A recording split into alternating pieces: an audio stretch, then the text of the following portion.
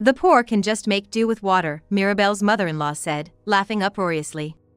I frowned at her lack of class. Wait a minute, could it be?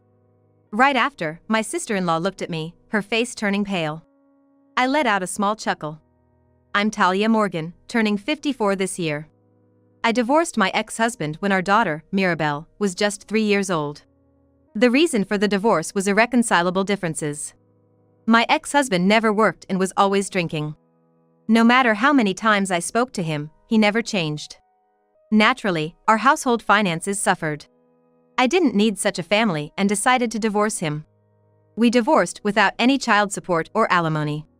Since then, it's been just Mirabel and me. I had been a homemaker until the divorce. When I had to raise Mirabel alone, I started working tirelessly. Unable to leave young Mirabel at home alone, I initially scraped by with piecework. Of course, life was just getting by. Even working from dawn to dusk, the pay was low. Thus, it was a life of constant saving. There were times when I had nothing to eat the day before payday. But despite these struggles, I managed to raise Mirabel until she became an adult. Once Mirabel started working, I had more free time and began devoting more time to my work. Using my experience in piecework, I started making handmade items. This eventually became a successful business. There was also a change in my personal life. That change was Mirabel's engagement. Mirabel began dating John, a man she met at her company, after some time. John is her supervisor, 5 years older than her. Mirabel once showed me a photo of John. He seemed like a fine young man. Mirabel, having learned from her father's example, chose a man who seemed sincere. I'm happy for the happiness Mirabel has found. My life is at a turning point. From now on, I'm going to live as I please. That's what I had been thinking. Then, one day. Mom, I have something to tell you. Mirabel approached me after dinner. It was unusual for her to speak with such hesitation. Thinking this, I replied to Mirabel. What's up all of a sudden? You seem different today. Then Mirabel, hesitantly, said to me. Actually, I'm gonna get married to John. Really? That's great. Congratulations. I haven't actually met John, so I don't know much about him. I just hope he's like the person in the photos. I'm so glad you said that, Mom. I was worried you might be against it. Mirabel seemed relieved that I wasn't opposed. She clearly looked relieved. Then, Mirabel suggested.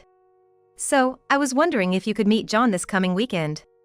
It seems like Mirabel wanted to introduce John to me before they got married. Being the serious person she is. She probably wants to show me John's face to reassure me. I nodded firmly at Mirabel. Sure, I'd like to meet John. I want to see what kind of person he is. Mom. Mirabel said happily. So, it was arranged for me to meet John. Sunday rolled around. I was waiting at home for Mirabel and her fiancé. It was just before 11 a.m.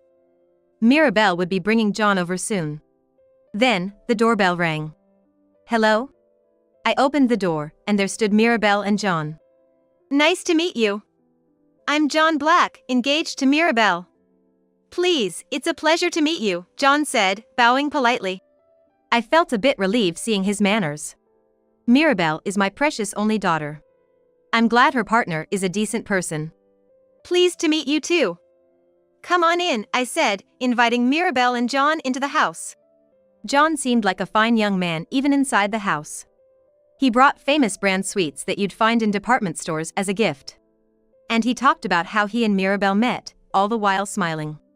John, stop it, you're embarrassing me. Mirabel said shyly. Seeing Mirabel like this was refreshing for me. However, the pleasant atmosphere quickly shifted the next moment. By the way, is your father at work today? John asked, looking around curiously. His face had a puzzled expression. I was terribly puzzled by John's remark. Glancing at Mirabel, I noticed her complexion was a bit off. She probably hadn't told John about us being a single-parent family. Honestly, it was wrong of Mirabel to keep it a secret. In traditional households, single-parent families often face prejudice. I braced myself and decided to explain the situation to John. Mirabel might not have told you, but, actually, I'm divorced and we're a single-parent family. John's face, which had been smiling until then, suddenly went expressionless for a moment. "What's wrong?" I asked him, feeling anxious. I thought maybe it was a mistake for me to have told him. But in the next moment, John was smiling again. "It's nothing. Please don't worry about it," he said, still smiling. "Really?" I replied, still puzzled. Despite my confusion about John's change in expression, I didn't ask any further. After that, the wedding plans moved forward smoothly. Mirabel seemed excited about preparing for the wedding, asking things like, "What kind of dress should I choose for the color change? What color dress do you think would be good for me, Mom?" "Well, maybe a color you like?" I answered, but my mind was elsewhere. I couldn't forget John's blank expression that day. His face had gone completely empty. Maybe his family was strict about marrying into a single-parent household. So, I asked Mirabel, "What did John say on the way back that day? About us being a single-parent family?" I thought maybe John's family was opposing their marriage. Mirabel looked puzzled and replied, "He didn't really say anything special." "Mom, are you worrying too much?" However, my bad feeling proved to be true. It happened one night. "Mom." Mirabel called out my name as soon as she came home. Her expression was quite gloomy. I was surprised and asked her, "Mirabel, why such a downcast face? What happened?" Mirabel remained silent. Unusual for her usually optimistic self. After a while, she started to speak, albeit reluctantly.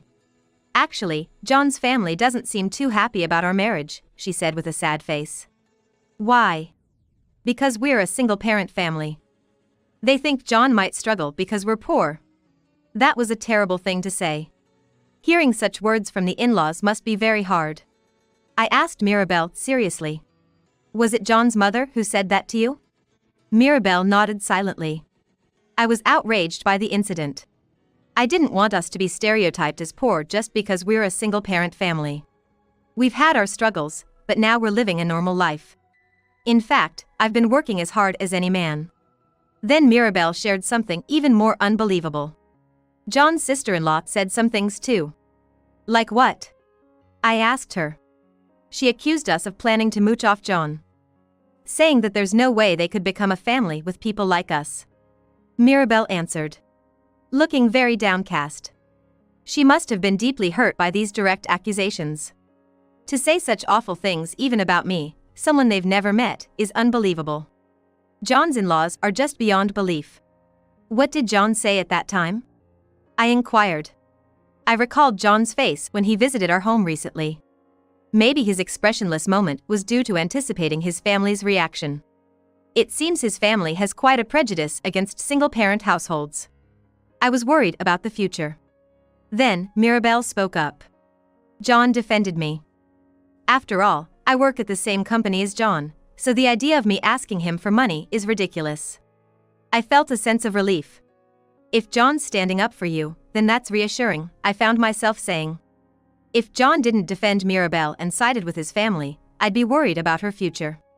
She would probably continue to be belittled by his family. But if John stands by her, it's a little better. A few days later, Mirabel suggested a meeting with John's family. "Mom, I want to have a meeting with John's family before the wedding. I'm really sorry to ask this." It was apparently a proposal from John's mother. "You should greet your future in-laws at least once. Your mother has that much common sense, right?" she was told. John and I couldn't say no. "I'm really sorry." Mirabel apologized, considering my feelings. I was going to meet John's family for Mirabel's marriage greeting. Honestly, I had no idea what they might say. I didn't really want to go, but it seemed like the right thing to do. "That's fine." I agreed. And so came the day of the marriage greeting. Along with Mirabel, I went to a restaurant near John's family home. The reason for choosing a restaurant was suggested by John's mother. "We can't let you cross our threshold yet since you're not officially part of the family. There's a fancy restaurant nearby, why don't we meet there?" The restaurant chosen by John's mother was a high-end place, costing about $600 per person for a course meal. I occasionally go there for business, but rarely in my private life. I was puzzled why John's mother insisted on this restaurant. When Mirabel first greeted John's family, his mother had chosen a cafe nearby.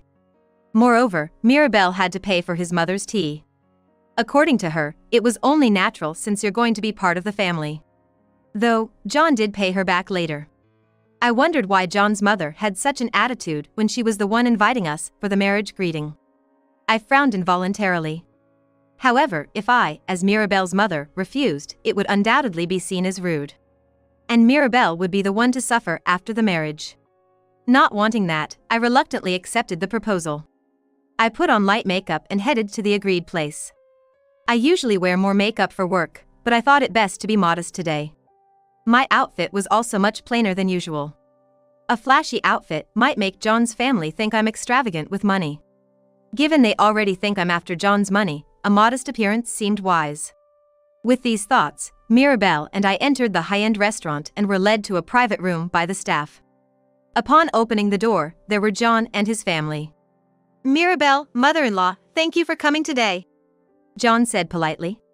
"Likewise," I responded to John. Then I faced John's parents and sister-in-law. They were looking at Mirabel and me with smirking, condescending gazes. It was clear we were not welcomed by John's family. I greeted them cautiously. "Thank you for your precious time today. I'm Talia, Mirabel's mother. It's a pleasure to meet you." Then, John's mother said with a sneering laugh, "I don't really feel like welcoming you, though." "Mom!" John reprimanded his mother, but she was unfazed. "After all, being a single parent is a problem, right? You must be struggling with money. Even your clothes are so plain." She scrutinized my outfit from top to bottom and snorted derisively. My deliberately plain outfit had backfired. John's sister-in-law also joined in the mocking. "You should have married someone decent." John drew the short straw, didn't he? Taking in a poor mother-daughter duo. I felt irritated by John's sister-in-law's remarks. Such comments at a first meeting were incredibly rude. However, I couldn't interfere with Mirabel's marriage. "Excuse me," I said as I reluctantly took my seat. Perhaps because I didn't retort. John's family looked at me with amusement. Mirabel watched me with concern. John seemed a bit angry at his family's lack of manners, furrowing his brow. Oblivious to this, John's mother was in high spirits. "We reserved a course meal for today. It's $600 per person," she said cheerfully to John's sister-in-law. "Really? The course meals here are so expensive, I can't wait to eat a lot," the sister-in-law replied excitedly. John's father nodded in agreement. After a while, the staff brought in the food. Colorful amuse-bouches, with 3 types on one plate, each looking very delicious. But in front of me, there was only water. "What?" I was about to call the staff back, but they had already left, leaving me with just water. John was stunned by this scene. His sister-in-law, knowing this would happen, snickered. Mirabel noticed too and said worriedly, "Mom." Then, in the next moment, John's mother smirked. "The poor are just fine with water," she said, laughing boisterously. I frowned at her lack of class. "What is the meaning of this?" I asked her. The choice of this restaurant and the invitation came from John's family. Yet, they had no intention of hosting us properly. I was quite irritated inside. John's mother glanced at me and laughed joyfully, seemingly indifferent to my anger. Perhaps even enjoying it. "Oh? Not just poor because you're a single-parent household, but also not too bright? Why would we welcome someone like you?" she taunted. John's father nodded as if agreeing with her. "Aren't you ashamed of being a single parent? A woman who got abandoned by her husband is nothing but flawed." "Well, a plain Jane like you wouldn't be in demand anyway," he said, laughing heartily. His one-sided assumption that my ex-husband left me was utterly inhumane. I truly thought it was unbelievable as a human being. John's sister-in-law was also laughing, looking down on me. I wouldn't want to end up like Mirabel's mother, working for low wages despite being a woman. "It's really pathetic how you've given up on being a woman," she said, sneering at me. "Mom, I'm so sorry," Mirabel said, her face on the verge of tears. She must feel responsible for putting me in this difficult situation. She was looking down, clearly upset. I reached my limit of tolerance. After being looked down upon so much, I couldn't stay quiet any longer. It was about time to fight back. At that moment. Enough! It's shameful how you all are ganging up and insulting Mirabelle's mother. Don't you have any decency as adults? John yelled. I was surprised that John stood up for me. John. Mirabelle looked just as shocked. John, his face red with anger, was scolding his family. But his family showed no remorse. John's mother, still laughing joyously, said, "There's no need to defend the poor." Why is John getting so upset? John's father was nodding in agreement. John's words seemed to have no effect on them. They were astonishing. They seemed to lack common sense. It might be time for my counterattack. I had a trump card that would surprise John's family. At that moment, John's sister-in-law started staring intently at my face.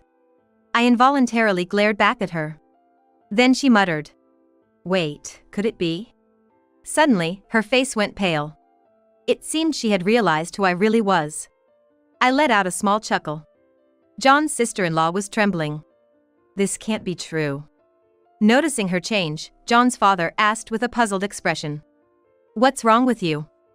You've been acting strange. John's mother also looked surprised.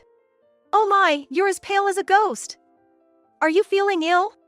She seemed concerned for her daughter. Despite her trembling, John's sister-in-law couldn't stop. The fact she realized probably made it unavoidable. Then, she tentatively asked her father. Dad. The company you work for is Henry Crafts, right? She looked intently at her father, seeking confirmation. Henry Crafts is a small to medium-sized enterprise with about 100 employees. And the salaries aren't as high compared to large corporations. And yes, I'm familiar with Henry Crafts. Because it's related to my work. Laughing, John's father responded. What's this all of a sudden?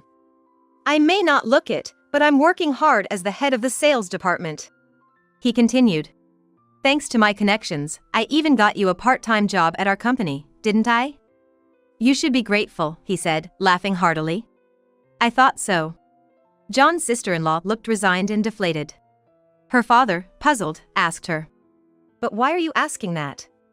You just want to brag about working full-time because this poor woman is likely in some irregular employment? He looked at me disdainfully. I'm going to bring this man down. I vowed in my heart that.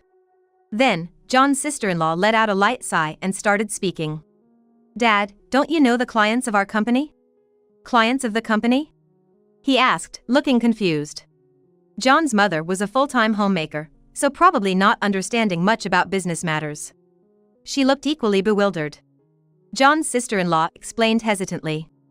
I've met Mirabelle's mother before, inside the company. Her makeup was heavier then, so I didn't recognize her right away. John's father seemed to be in a state of confusion. Inside the company? I'm pretty sure I remember all the employees, including the part-timers, but I don't recall such a woman. I frowned at his rude remark of calling me an old lady. But it seemed he was too preoccupied to notice. He was desperately trying to remember, having heard inside the company. However, since I never spoke directly to John's father, it's understandable he wouldn't remember me. As I was thinking this, John's sister-in-law started apologizing. Mirabelle's mother, I'm truly sorry for what happened. Seeing her behavior, John's parents began to get flustered. Why are you apologizing?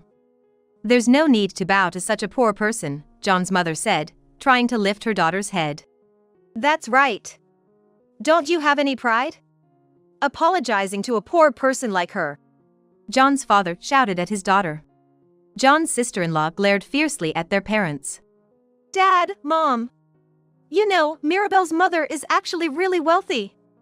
Much more than Dad ever could be. What?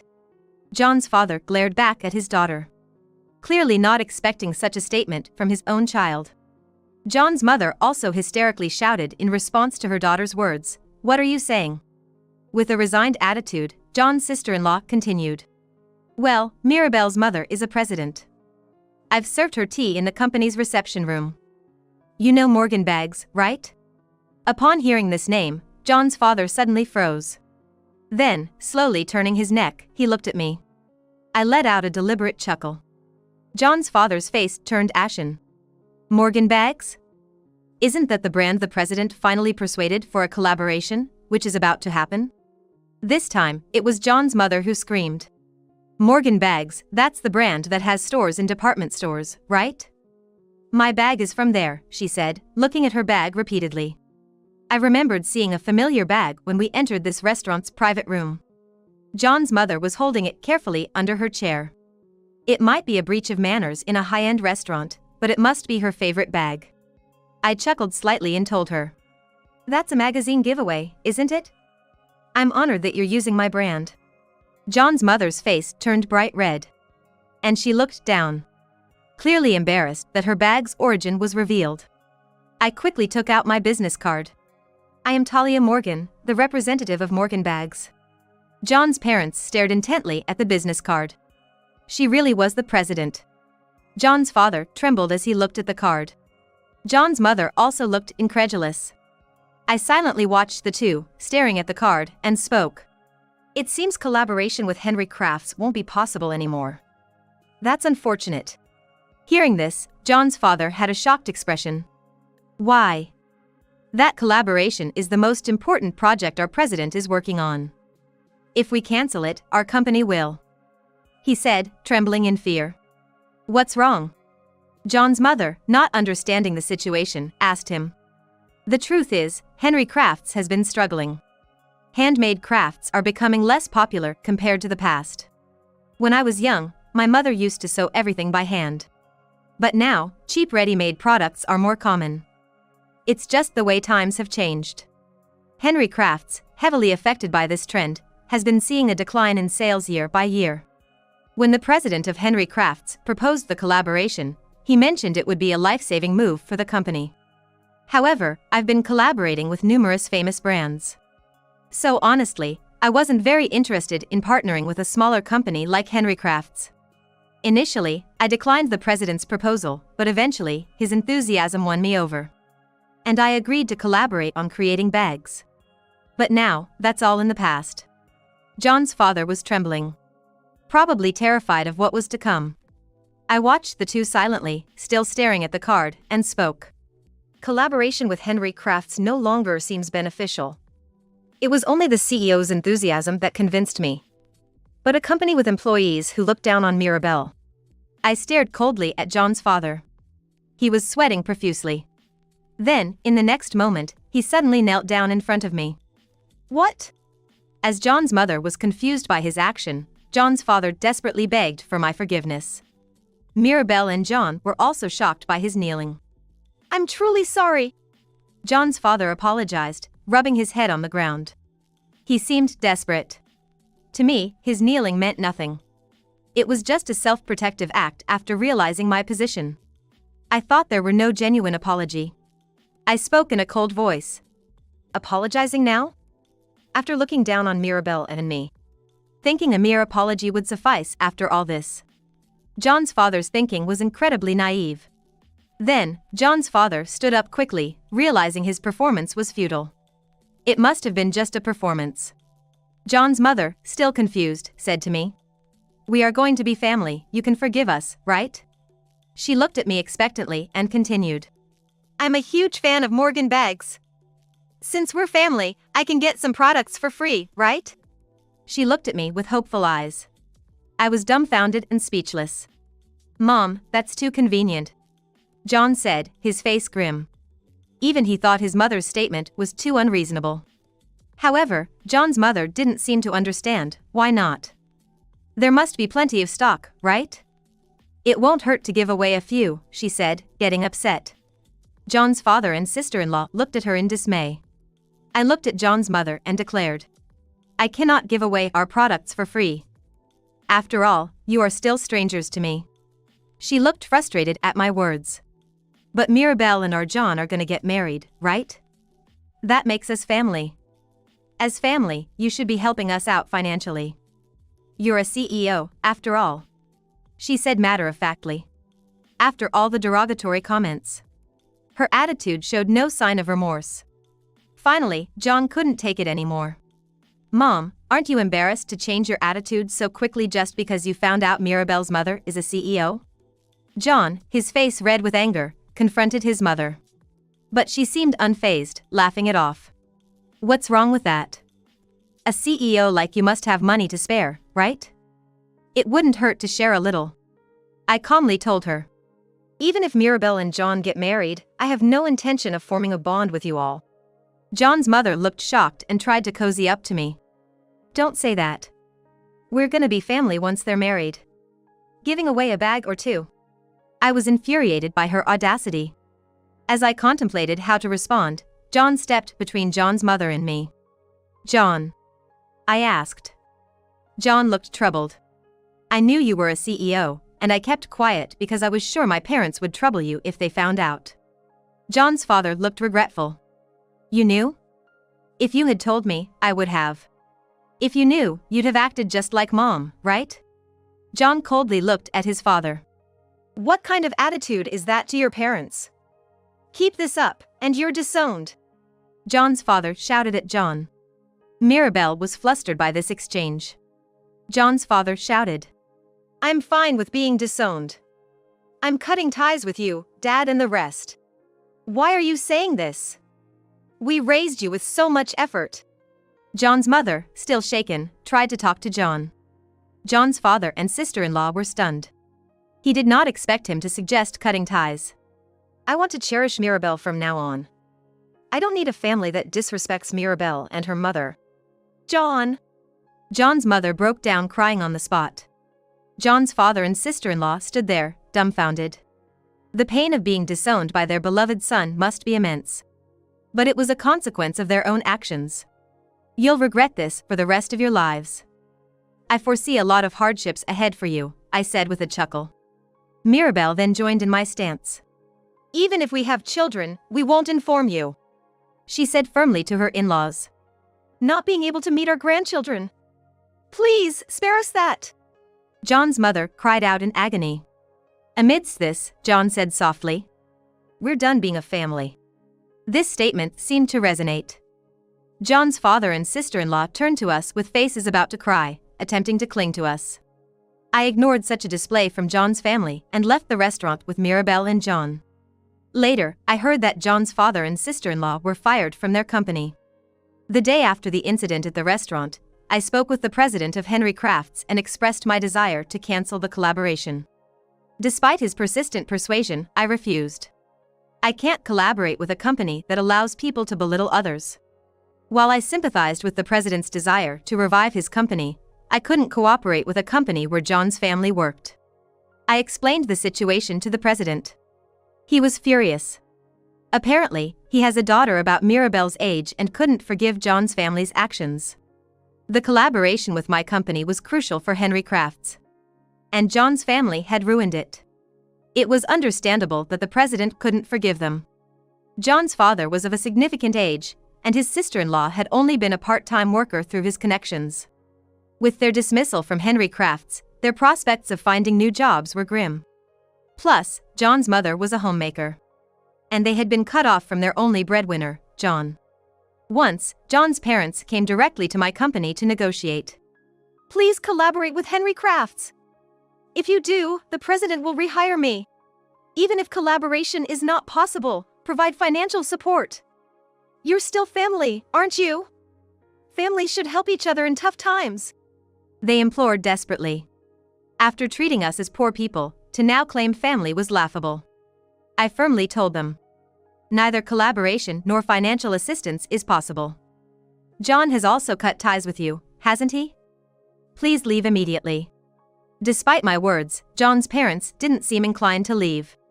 But they began, desperately trying to cling to me. I firmly reiterated to John's parents. Please do not appear before me ever again. If I see you again, I will call the police. Perhaps because I mentioned the police, John's father said, please, not the police. We won't come back again, and hastily left with John's mother. Their clothes were shabby, indicating they were probably not living well. These were the people who had derided others as poor. It was truly a case of getting what they deserved.